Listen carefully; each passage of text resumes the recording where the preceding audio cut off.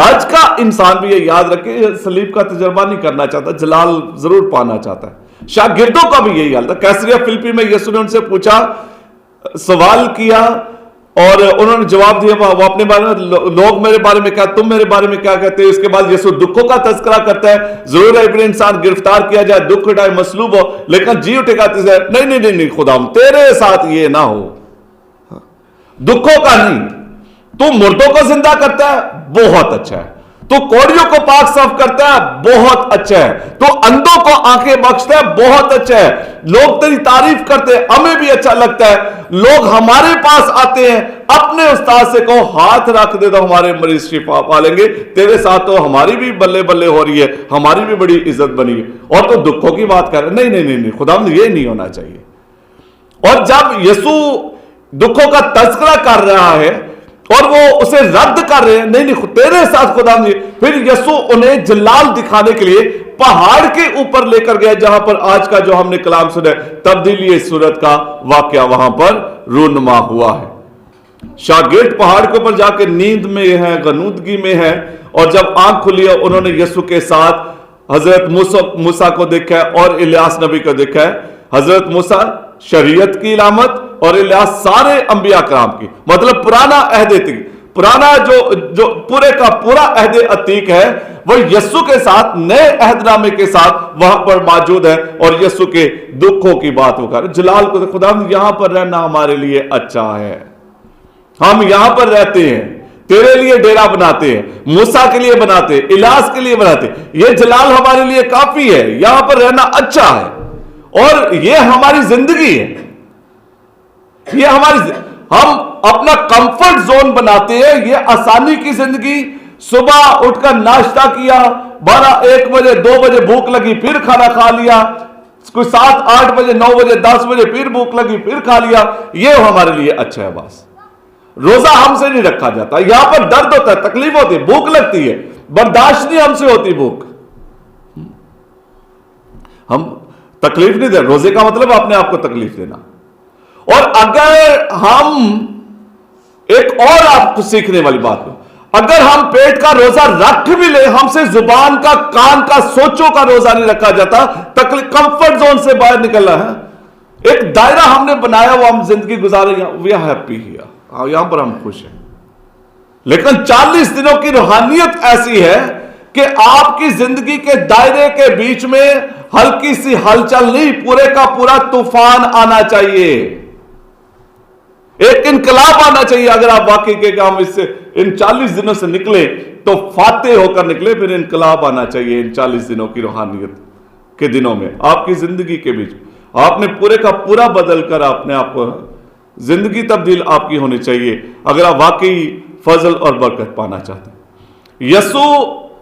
جا کر رسولوں کو جلال دکھاتا ہے، اور اس لیے دکھاتا ہے کہ دکھوں سے مت گھبراؤ، آگے ہے تمہارے لیے کچھ، گارنٹی دے رہا ہے، سکھا رہا ہے، اور وعدوں کا سچا خدا۔ اب آپ دیکھیں، اب جو پہلی تلاوت ہم نے سنی ہے، خدا ابراہیم کے ساتھ عہد باندھ رہا ہے، وعدہ کر رہا ہے۔ خدا نے